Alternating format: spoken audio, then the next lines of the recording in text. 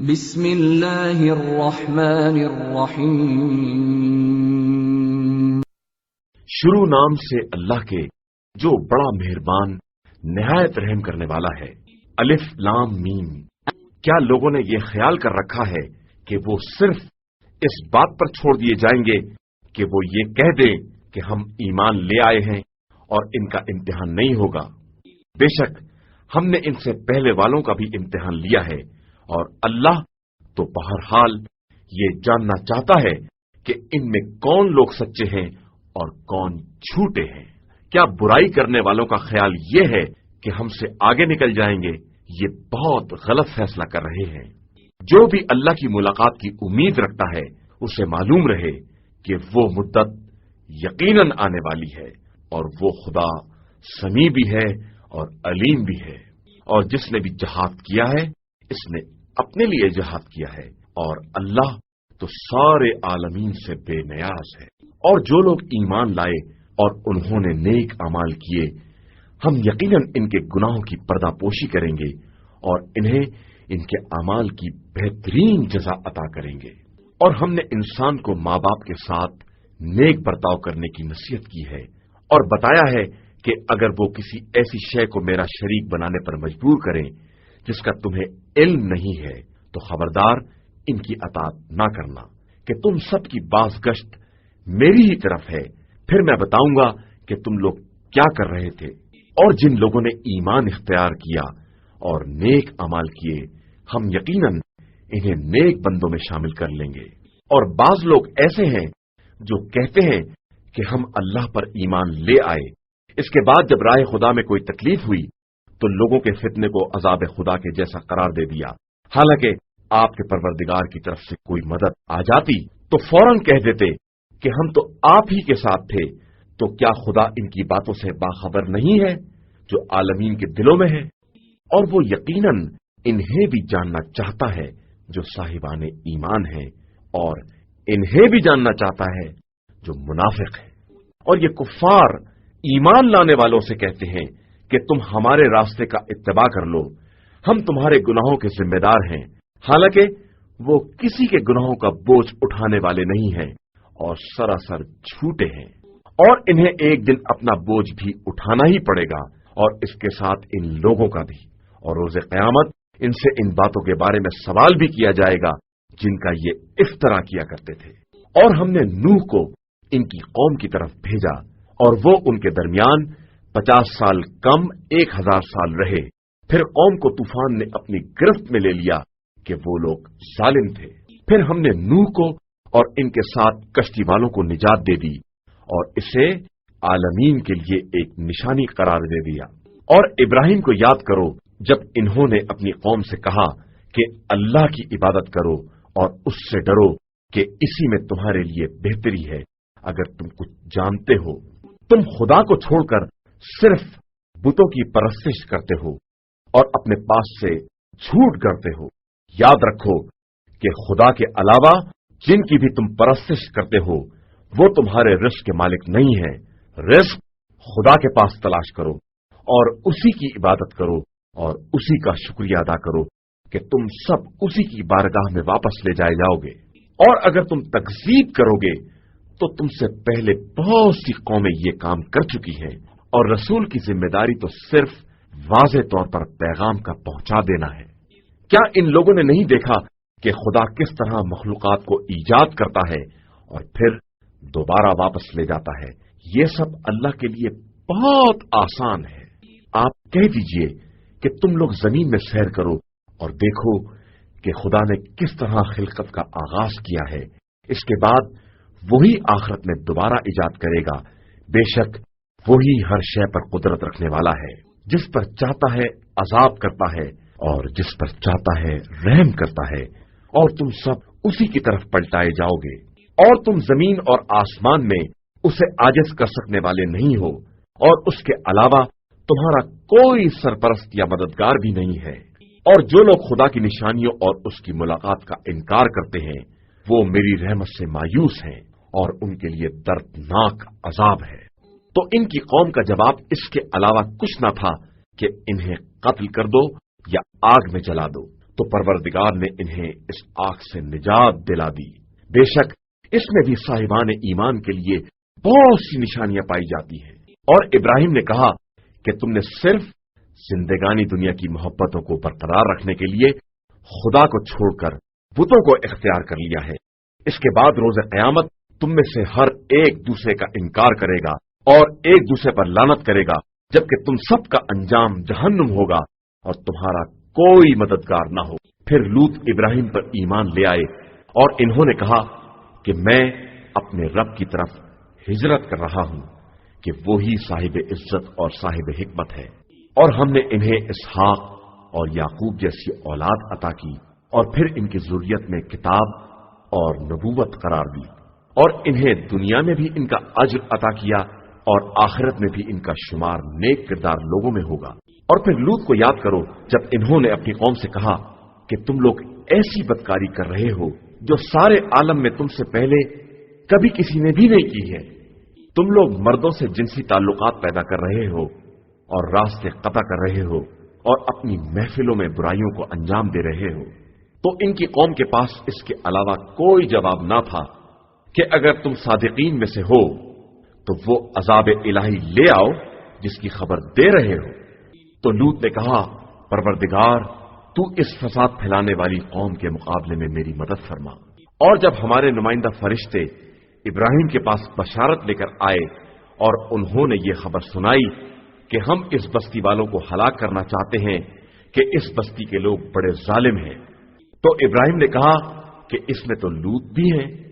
उन्होंने जवाब दिया कि हम सबसे बाखबर हैं, हम उन्हें और उनके घर वालों को निजात दे देंगे, अलावा उनकी ज़ौजा के कि वो पीछे रह जाने वालों में से है। फिर जब हमारे फरिश्ते लूत के पास आए तो वो परेशान हो गए और उनकी मेहमानी की तरफ से दिल तंग होने लगे। उन लोगों ने कहा कि आप डरे नहीं और परेशान ना हो, हम आपको और आपके घर वालों को बचा लेंगे, सिर्फ आपकी ज़ौजा को नहीं कि वो पीछे रह जाने वालों में हो गई है। हम इस बस्ती पर आसमान से अजाब नाजिल करने वाले हैं कि ये लोग बड़ी बदकारी कर रहे हैं। और हमने इस बस्ती में से साहिबान अक्ल होश के लिए खुली हुई निशानी बाकी रखी है। और हमने मदियन की तरफ इनके भाई शुएब को भेजा तो इन्होंने कहा कि लोगों, अल्लाह की इबादत करो और रोजे आखिरत से उम्मीदें वाबस्ता करो और खबरदार जमीन में फसाद ना फैलाते फिरो। तो उन लोगों ने इन्हें झुठला दिया और नतीजे में उन्हें एक जलजले ने अपनी गिरफ्त में ले लिया और वो अपने घरों में औंधे जानों के भल पड़े रहे। और आद और समूद को याद करो कि तुम लोगों के लिए उनके घर भी सरे राह वाज़े हो चुके हैं और शैतान ने उनके लिए उनके अमाल को आरास्ता कर दिया था और उन्हें रास्ते से रोक दिया था, हालांकि वो लोग बहुत होशियार थे। और कारून और फिरौन और हामान को भी याद दिलाओ जिनके पास मूसा खुली हुई निशानियां लेकर आए तो उन लोगों ने जमीन में इस्तकबार से काम लिया, हालांकि वो हमसे आगे जाने वाले नहीं थे। फिर हमने हर एक को उसके गुनाह में गिरफ्तार कर लिया, किसी पर आसमान से पत्थरों की बारिश कर दी, किसी को एक आसमानी चीख ने पकड़ लिया और किसी को जमीन में धंसा दिया और किसी को पानी में गर्क कर दिया। और अल्लाह किसी पर जुल्म करने वाला नहीं है, बल्कि ये लोग खुद अपने नफ्स पर जुल्म कर रहे हैं। और जिन लोगों ने खुदा को छोड़कर दूसरे सरपरस्त बना लिए हैं, इनकी मिसाल मकड़ी जैसी है कि इसने घर तो बना लिया, लेकिन सबसे कमजोर घर मकड़ी का घर होता है। अगर इन लोगों के पास इल्म व इदराक हो, बेशक अल्लाह खूब जानता है कि उसे छोड़कर ये लोग किसे पुकार रहे हैं और वो बड़ी इज्जत वाला और साहिब हिकमत है। और ये मिसालें हम तमाम आलम इंसानियत के लिए बयान कर रहे हैं, लेकिन इन्हें साहिबाने इल्म के अलावा कोई नहीं समझ सकता है। अल्लाह ने आसमान और जमीन को हक के साथ पैदा किया है और इसमें साहिबान ईमान के लिए उसकी कुदरत की निशानी पाई जाती है। आप सल्लल्लाहु अलैहि वसल्लम जिस किताब की आप सल्लल्लाहु अलैहि वसल्लम की तरफ वही की गई है, इसे पढ़कर सुनाएं और नमाज कायम करें कि नमाज हर बुराई और बदकारी से रोकने वाली है اور اللہ کا ذکر بہت بڑی شے ہے اور اللہ تمہارے کاروبار سے خوب باخبر ہے۔ اور اہل کتاب سے مناظرہ نہ کرو مگر اس انداز سے جو بہترین انداز ہے، علاوہ ان کے جو ان میں سے ظالم ہیں، اور یہ کہو کہ ہم اس پر ایمان لائے ہیں جو ہماری اور تمہاری دونوں کی طرف نازل ہوا ہے، اور ہمارا اور تمہارا خدا ایک ہی ہے اور ہم سب اسی کے اطاعت گزار ہیں۔ اور اسی طرح ہم نے آپ صلی اللہ علیہ وآلہ وسلم کی طرف کتاب نازل کی، تو جن لوگوں کو ہم نے کتاب دی ہے وہ اس کتاب پر ایمان رکھتے ہیں، اور ان میں سے بھی بعض لوگ ایمان رکھتے ہیں، اور ہماری آیات کا انکار کافروں کے علاوہ کوئی نہیں کرتا ہے۔ اور اے پیغمبر، آپ صلی اللہ علیہ وآلہ وسلم اس قرآن سے پہلے نہ کوئی کتاب پڑھتے تھے اور نہ اپنے ہاتھ سے کچھ لکھتے تھے، ورنہ یہ اہل باطل شبہ میں پڑ جاتے۔ در حقیقت یہ قرآن چند کھلی ہوئی آیتوں کا نام ہے جو ان کے سینوں میں محفوظ ہیں جنہیں علم دیا گیا ہے، اور ہماری آیات کا انکار ظالموں کے علاوہ کوئی نہیں کرتا ہے۔ اور یہ لوگ کہتے ہیں کہ آخر ان پر پروردگار کی طرف سے آیات کیوں نہیں نازل ہوتی ہیں؟ تو آپ صلی اللہ علیہ وآلہ وسلم کہہ دیجئے کہ آیات سب اللہ کے پاس ہیں، اور میں تو صرف واضح طور پر عذاب الہی سے ڈرانے والا ہوں۔ کیا ان کے لیے یہ کافی نہیں ہے کہ ہم نے آپ صلی اللہ علیہ وآلہ وسلم پر کتاب نازل کی ہے جس کی ان کے سامنے تلاوت کی جاتی ہے، اور یقیناً اس میں رحمت اور ایماندار قوم کے لیے یاد دہانی کا سامان موجود ہے۔ آپ صلی اللہ علیہ وآلہ وسلم کہہ دیجئے کہ ہمارے اور تمہارے درمیان گواہی کے لیے خدا کافی ہے جو آسمان اور زمین کی ہر چیز سے باخبر ہے، اور جو لوگ باطل پر ایمان رکھتے ہیں اور اللہ کا انکار کرتے ہیں وہ یقیناً خسارہ اٹھانے والے لوگ ہیں۔ اور یہ لوگ عذاب کی جلدی کر رہے ہیں، حالانکہ اگر اس کا وقت معین نہ ہوتا تو اب تک عذاب آ چکا ہوتا، اور وہ اچانک ہی آئے گا جب انہیں شعور بھی نہ ہوگا۔ یہ عذاب کی جلدی کر رہے ہیں، حالانکہ جہنم یقیناً کافروں کو اپنے گھیرے میں لینے والا ہے۔ جس دن عذاب انہیں اوپر سے اور نیچے سے ڈھانک لے گا اور کہے گا کہ اب اپنے اعمال کا مزہ چکھو۔ میرے ایماندار بندو، میری زمین بہت وسیع ہے، لہذا میری ہی عبادت کرو۔ ہر نفس موت کا مزہ چکھنے والا ہے، اس کے بعد تم سب ہماری بارگاہ میں پلٹا کر لائے جاؤ گے۔ اور جو لوگ ایمان لائے ہیں اور انہوں نے نیک اعمال کیے ہیں، انہیں ہم جنت کے جھروکوں میں جگہ دیں گے جن کے نیچے نہریں جاری ہوں گی، اور وہ ہمیشہ انہی میں رہیں گے کہ یہ ان عمل کرنے والوں کا بہترین اجر ہے جن لوگوں نے صبر کیا ہے اور اپنے پروردگار پر بھروسہ کرتے رہے ہیں۔ اور زمین پر چلنے والے بہت سے ایسے بھی ہیں جو اپنی روزی کا بوجھ نہیں اٹھا سکتے ہیں، لیکن خدا انہیں اور تمہیں سب کو رزق دے رہا ہے، اور وہ سب کی سننے والا اور سب کے حالات کا جاننے والا ہے۔ اور اگر آپ صلی اللہ علیہ وآلہ وسلم ان سے پوچھیں گے کہ آسمان و زمین کو کس نے پیدا کیا ہے اور آفتاب و مہتاب کو کس نے مسخر کیا ہے، تو فوراً کہیں گے کہ اللہ۔ تو یہ کدھر بہ کے چلے جا رہے ہیں؟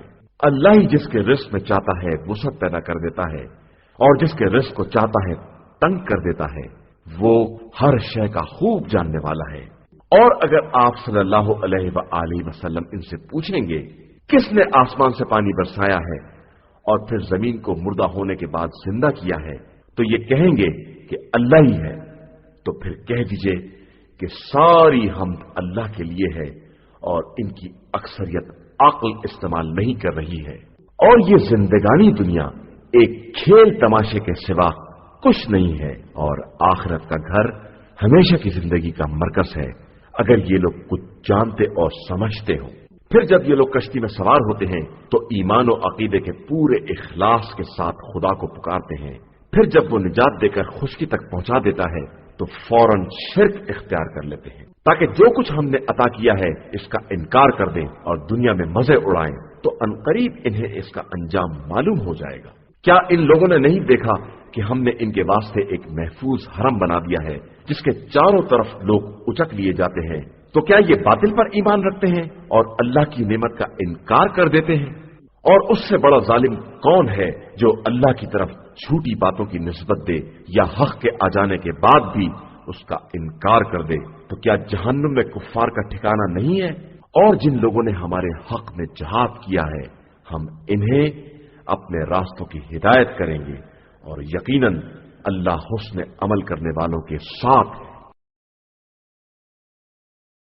صدق اللہ